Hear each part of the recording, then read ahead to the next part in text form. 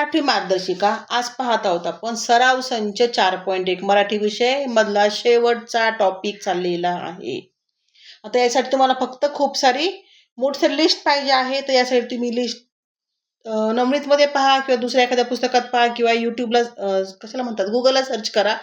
नाही तर मग मी टाकते तुम्हाला, मला फक्त कमेंटमध्ये टाका की मॅडम आमच्याकडे लिस्ट नाहीये, मी लिस्ट टाकून देते मग तुम्हाला. ओके, पहा, दूरदर्शनवरील गोट्या या मालिकेचे लेखन कोणी केले आहे? गोट्या ही मालिका मी स्वतः पाहिलेली आहे. ज्यावेळेस त्या गोट्याला मला वाटतं काहीतरी वसतिगृहात कुठे टाकतात, तो इतका रडतो ना, मी खूप छोटी होती त्यावेळेस, तेव्हा ही गोट्या ही मालिका लागली होती टीव्हीला. पुढचं, पांडुरंग महादेव बापट यांना कोणत्या नावाने ओळखले जाते? सेनापती बापट. तो मी नव्हेच, ब्रह्मचारी, मोरूची मावशी या नाटकाचे नाटककार कोण? प्र के अत्रे. आपल्याकडे हसायचं असलं की प्र के अत्रे, पु ल देशपांडे फेमस आहेत. चौथं, पुढीलपैकी कोणाच्या साहित्य कृतीला ज्ञानपीठ पुरस्कार मिळालेला आहे? महादेवी वर्मा यांच्या यामा यासाठी मिळालेला. यामा महादेवी वर्मा आहे बरं का रे, त्यात महादेव आलेलं आहे. पुढचं, मोठा भाऊ या अर्थाने कोणाच्या टोपण नावात उल्लेख आलेला आहे? विवा शिरवाडकर, विष्णू वामन शिरवाडकर यांच्या बहिणीचं नाव होतं कुसुम. कुसुमाचा भाऊ मोठा अग्रज म्हणजे कुसुमाग्रज. कुसुमराज कोणाला म्हणतात? विवा शिरवाडकरांना. पुढचं, साहित्यिक आणि त्यांच्या आत्मचरित्राचे नाव दिले आहे, त्यापैकी चुकीची जोडी शोधायची आपल्याला. आता याच्यामध्ये नरेंद्र जाधव आमचा बाप आणि आम्ही, यशवंतराव चव्हाण कृष्णा काठ बरोबर आहे, प्र के यात्रे करेचे पाणी हे तिघही बरोबर आहे. तर चुकीचं कोण आहे? दया पवार उपर आहे, त्यांनी दिलेलं नाहीये. दया पवारचं नाव काय माहिती का पूर्ण? तुम्हाला का दया पवार कोण असेल, लेडीज का जेंट्स? जेंट्स आहे, दगडू मारुती पवार.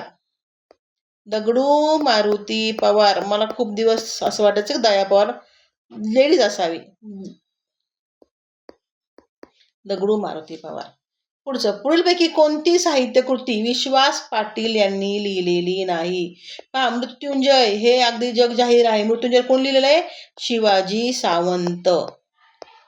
शिवाजी सावंत. हातचे मार्क्स असतं त्याच्यामध्ये, फक्त पाठांतर असतं. आत्तापासून पाठ करायला लागलं की मग परीक्षा येईपर्यंत आपलं चांगलं पाठ होऊन जातं. पुढचा प्रश्न, ज्ञानपीठ पुरस्कार प्राप्त साहित्यिक निकषानुसार कोणता पर्याय गटात बसणार नाही? इथे येणार आहे पु ल देशपांडे. पुढचा प्रश्न, अनिल या टोपण नावाने लेखन करणारे कोण आहेत? आत्माराम रावजी देशपांडे. पहा, मी शॉर्ट्स टाकलेले आहेत पहा काही, तर त्या शॉर्ट्स मध्ये ना हे ट्रिक टाकलं थोडंसं की साहित्यिकांची त्यांची टोपण नावं कसे पाठ करायचे. पुढचं, चुकीची जोडी निवडा. आता पहा, रामायण वाल्मिकीने लिहिलं, गीता रामायण ग. दि. माडगुळकरने लिहिलं, ठीक आहे. गीता विनोबा भावेने लिहिलं, बरोबर आहे. आता भावार्थ रामायण कोणी लिहिलंय? एकनाथाने लिहिलेलं आहे ना, ठीक आहे. इथं उत्तर काय येणार आहे आपलं?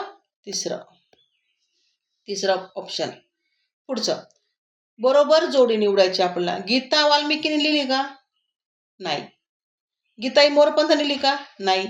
गीत रामायण गोनी दांडकर? नाही.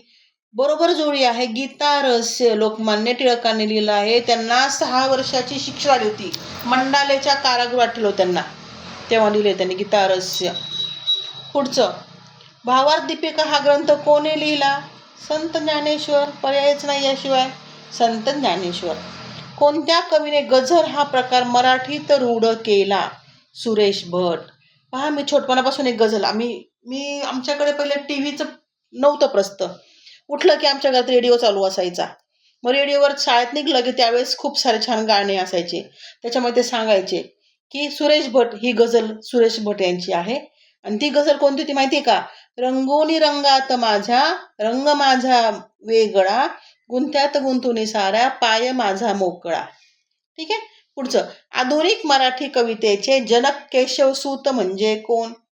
कृष्णाजी केशव दामले. पहा बरं, काही तर गडबड होती.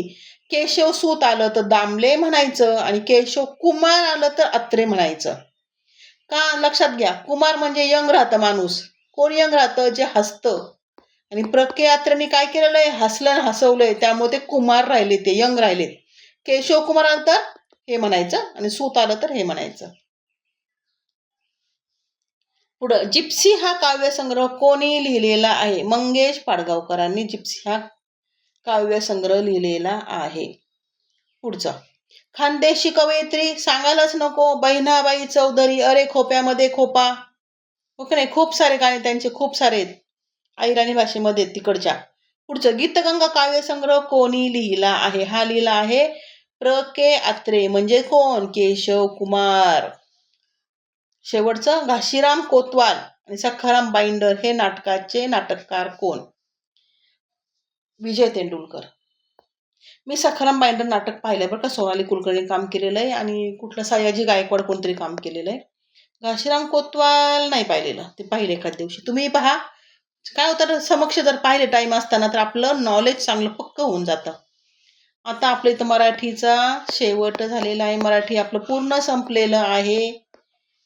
आता पुढच्या याला आपल्याकडे इंग्रजी घेऊयात. 50 मार्काचं इंग्रजी आहे आपल्याकडे. ठीक आहे, तोपर्यंत अभ्यास करा आणि सबस्क्राईब करा.